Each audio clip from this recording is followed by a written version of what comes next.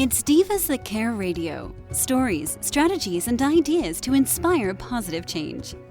Welcome to Divas That Care, a network of women committed to making our world a better place for everyone.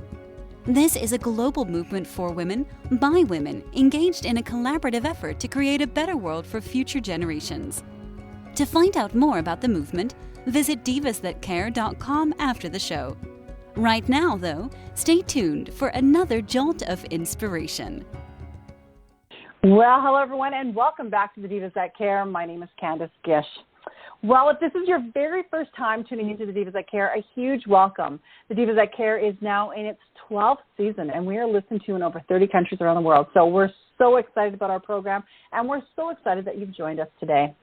I'm very excited, everyone. We're going to be welcoming a brand new diva to our family, Paula Ruane, and I am so excited to have her. She is absolutely extraordinary. I had an opportunity to go through her website here, and I was really excited because she talks about symptoms of stress. And I know that people from anywhere in the world, I think this is going to be a really great topic for us to talk about today. So welcome to the program, Paula. I'm so excited to have you today. Oh, thank you, Candace. It's really, really wonderful to be with you. We have a bank holiday here in the UK, so I feel really unstressed to have this call. I love that. And you know what? I'm going to be honest with you, Paula. I love your name. That's actually my middle name. So when I hear people that have that name, I'm like, oh, that is so cool because you don't hear it that much. No, you don't. You don't. Well, that's something else we've got in common. Yes, it is. So, Paula, one of the things that I always ask our amazing guests that come on our program is if you could, introduce yourself to us. Tell us where you're from, the things you like to do, and then I'm going to ask you some awesome questions. Yes, so I was originally born on the North Norfolk coast, and if anyone knows the UK, it's somewhere that no one ever goes to because it's just on the edge, and there's not much going on there. It's a farming county. And what I do is my husband had a heart bypass when he was 35, and I had 3 children under the age of 5. And I'd watched his whole demeanor, attitude, everything change following giving up smoking and drinking 2 years prior to that.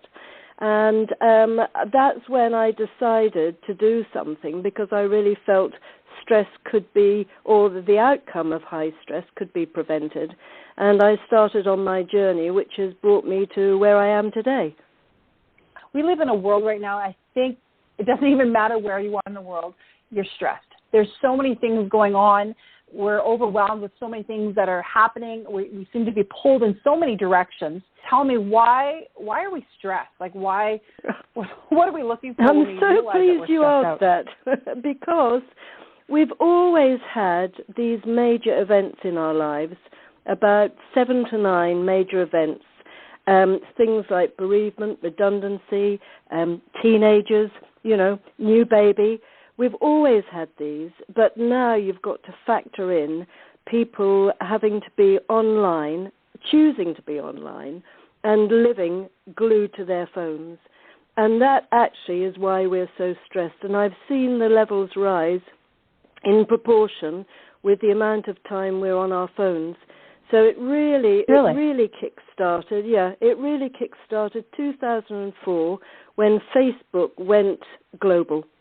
And instead of just being on emails in the office, which was what people were saying was causing stress then, but it was very mild in those days, then people were leaving the office, leaving the emails and starting on Facebook. And we know what that does to you, if you're comparing yourself with everyone else's so-called perfect lives.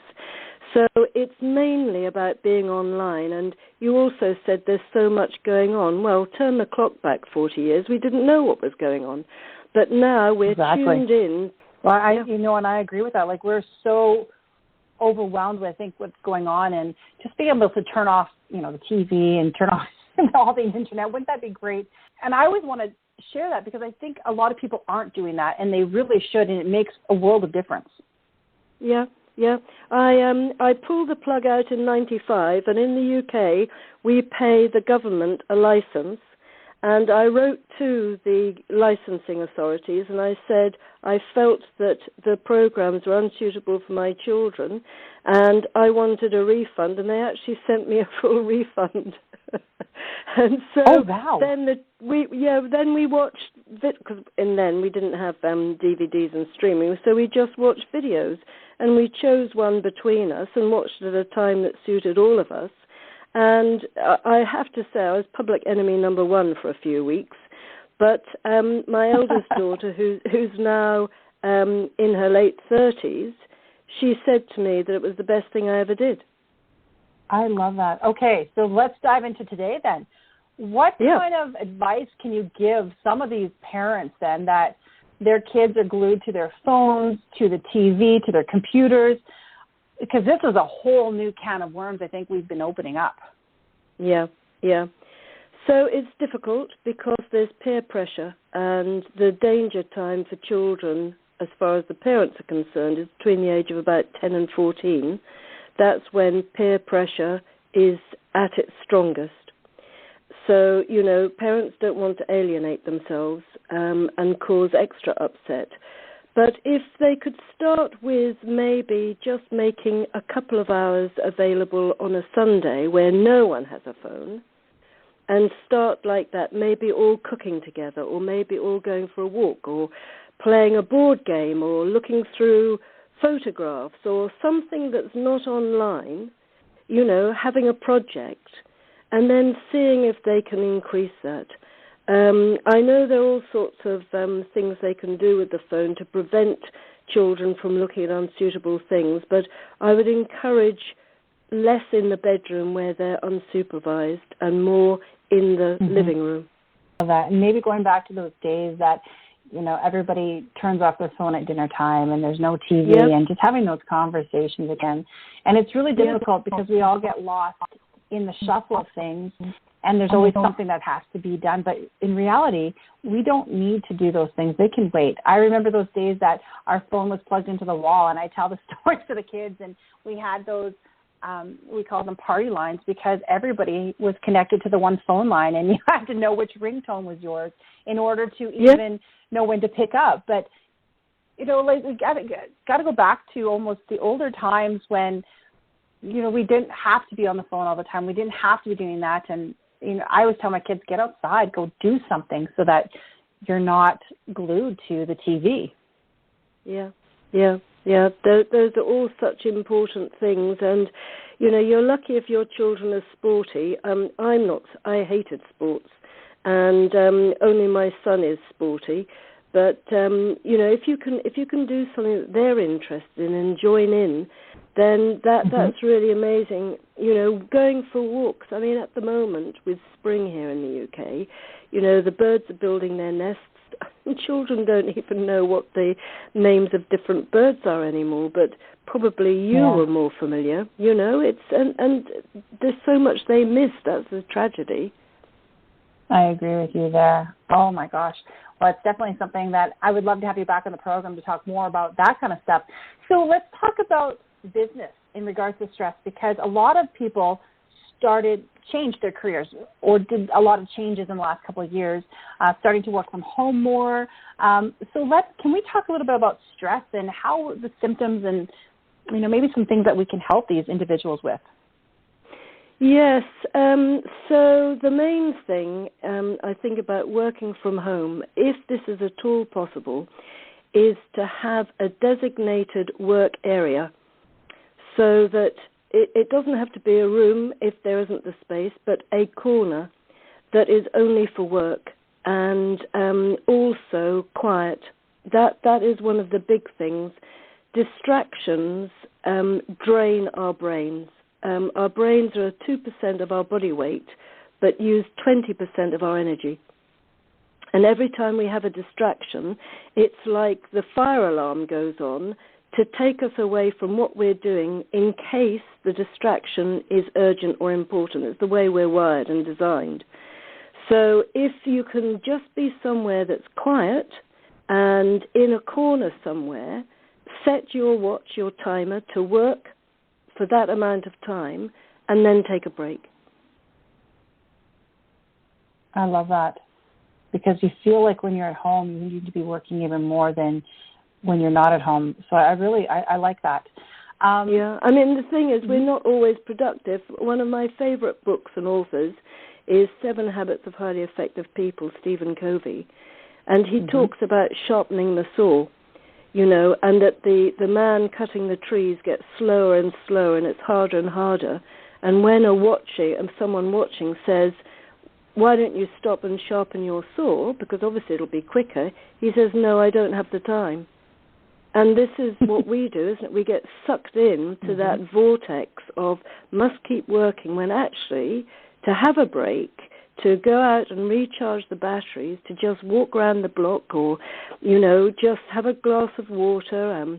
Another thing you can do is walk in a small figure 8, because that way you're loosening the hips, and around the hips is the first place that the body registers stress. It's the first bit for fight-flight. It's the psoas muscle that triggers the thighs, getting us ready to run. So if we're getting irritating emails from people, every time we start to tighten our muscles unconsciously. So if you can just walk in a figure 8, you're actually moving your hips backwards and forwards, up and down, and that helps to release these chemicals that cause the tightness in the first place. I love that. I did not know that. Yeah. Yeah, we don't know about our bodies, do we? We know what makes our cars run.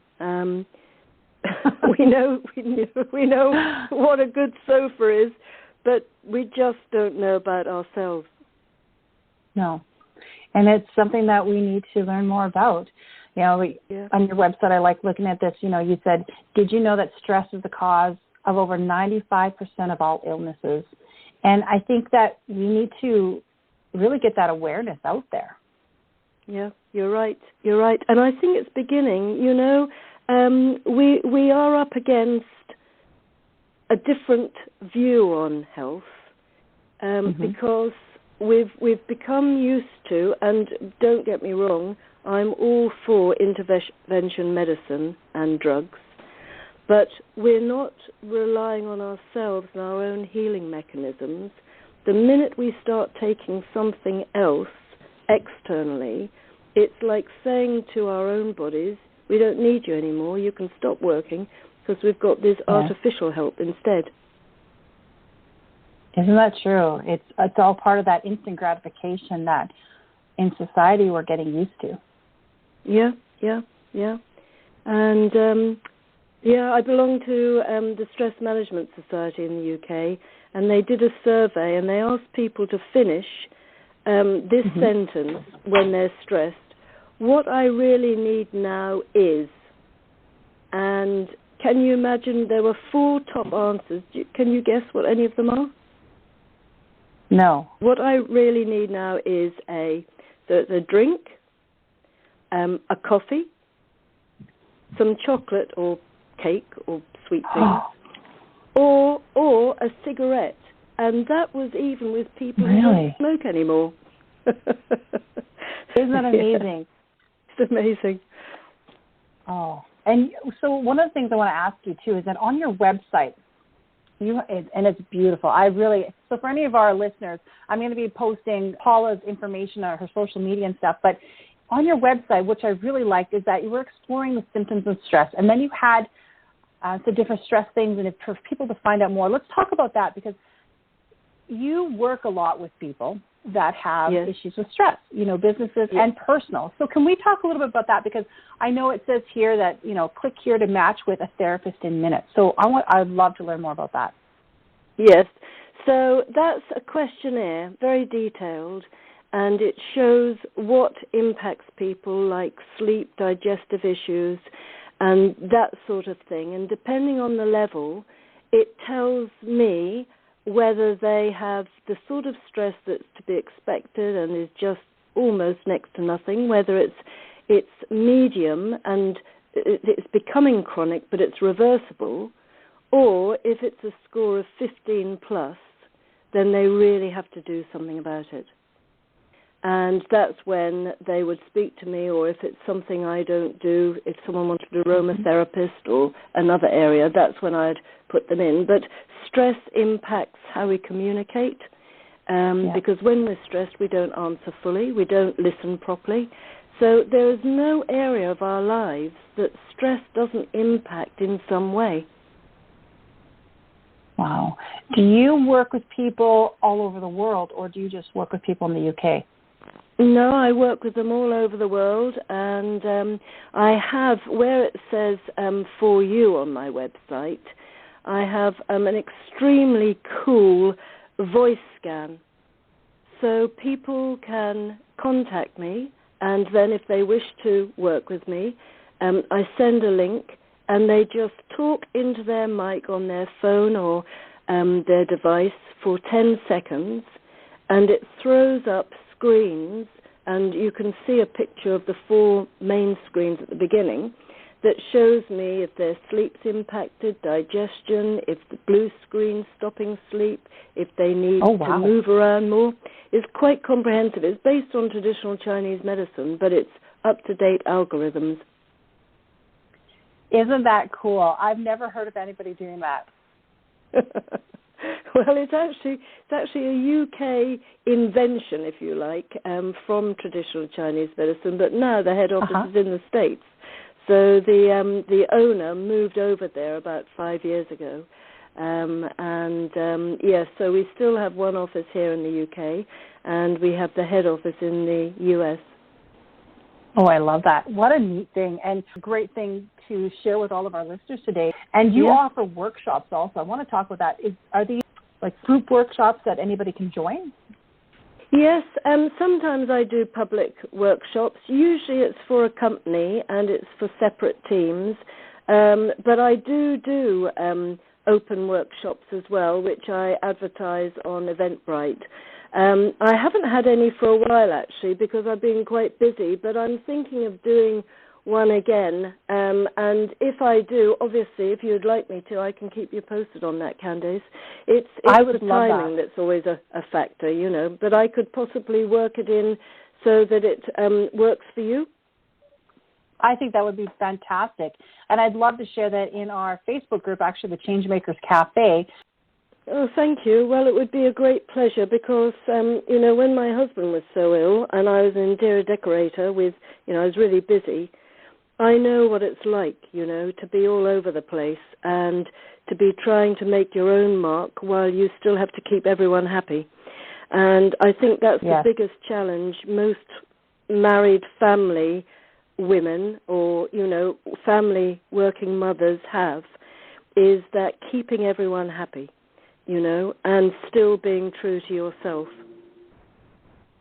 You know what, I'm going to say yes to that. It's something, and I'll be all honest, is that something that I've been dealing with even in the last little while. It's just overwhelming. There's a lot of stresses in this world, and trying to make sure that you're there for everybody. And sometimes, for myself, I'm lost in the shuffle, and I don't realize that until it's almost too late. I feel like all of a sudden it's like, oh my goodness, I better start doing something because I've really noticed a change in myself. Yeah, and it's always like a consolation prize, isn't it? We're never the winner. We're always the one, the bottom of the queue. Yeah, we always want to look after everybody. And so for all those ladies that do listen to us, we really want you to look after yourselves, because if you look after yourself first, then everybody else benefits. And that's something I've learned over the years, and something I forget about. And I think that's just being human, that we forget to do that. But if we really try to focus on doing things for ourselves, we definitely make the people around us even happier. Yes, so here's a tip. Every day I do the Franklin planner thing of doing 5 important tasks I have to do the following day. And I score it in terms of priority. And then the lowest in priority, I cross that out and I put in something for myself, and I make that number 1, so that I've done my thing before I then go on to do the others. And usually it's a very early morning walk, on my own before everyone else is up. I love it. That is beautiful. You know what, and I love that tip. One of the things I always ask our listeners, our guests that come on our program is something to give like a tip. And I want to take that one because that is a fantastic tip. Do something for yourself before you even start. I know a lot of our guests that have come on here have talked about doing journaling and spending that time, 15, 20 minutes every morning just taking it in and figuring things out before they even touch their phone, before they touch anything. I find doing that list the night before, when your head is still working in work mode, it's, for me personally, it's easier to write down the work things for the following day. And then when I wake up, to put me first.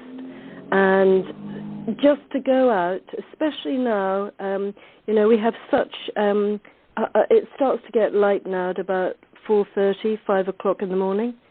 And, it's just so wonderful. I don't know what it's like where you are, but, it's just so wonderful to go out for a stroll, not to hurry, and to just observe what you see. If you can get to a park or a green space, or even walk around, if you're lucky enough to have a garden, or sit out on a terrace. I mean, everyone lives in such different environments and so on, but just to have plants close by, to hear the birds, to feel the sun, the breeze, it's about connecting our senses with our natural world, and that's what's so missing these days. And I love that tip that you said to do it the night before, and I bet you that even helps your sleep even better because you're not thinking about all the things that you need to think about tomorrow. Yeah, you've anchored it, it's written down. You don't need to think about it again. Why would you when it's on a piece of paper? Exactly. Oh, my goodness. Paula, I have had such a great time. Is there anything else you would love to leave our listeners today? Yes, I would just say walking is how we learnt and how our brain likes to work. So if you can walk, that's really powerful. Drink more water, move a bit more, and just have something in front of you at all times. And I wouldn't necessarily make it people, by the way, because they come with the happy memories and the irritating memories. Have something that you can look at that always makes you feel good. You've just got to keep yourself feeling good. Thank you so much, Paula. I've really enjoyed our conversation today, and I do hope you come back on again soon. Oh, thank you so much. I've loved it too, and it's been so wonderful to be in touch. And I've got a little feeling this is the start of a very beautiful friendship, Candace. I do too, honestly. I love it. Oh, well, thank you again. And as I said, I'm going to be posting all your information so that our listeners today can go and check you out. Oh, thanks so much, Candace. So I wish everyone a very happy time. Thank you. Huge thanks to all of you guys that have been tuning in to the Divas That Care. We thank you so much. We're so grateful for everything that you do. When you like, share, you comment on our programs, it means the world to us. We love it when you're able to collaborate with all of our guests on our program. And one of the things I want to say is please go check out all of our other hosts on the Divas That Care network. You're going to love those amazing hosts and all of their guests too. So I hope that each and every one of you has a fantastic day, and please do something kind. Until next time, everyone. Thanks for listening. This show was brought to you by Divas That Care. Connect with us on Facebook, on Instagram, and of course on divasthatcare.com, where you can subscribe to our newsletter so you don't miss a thing.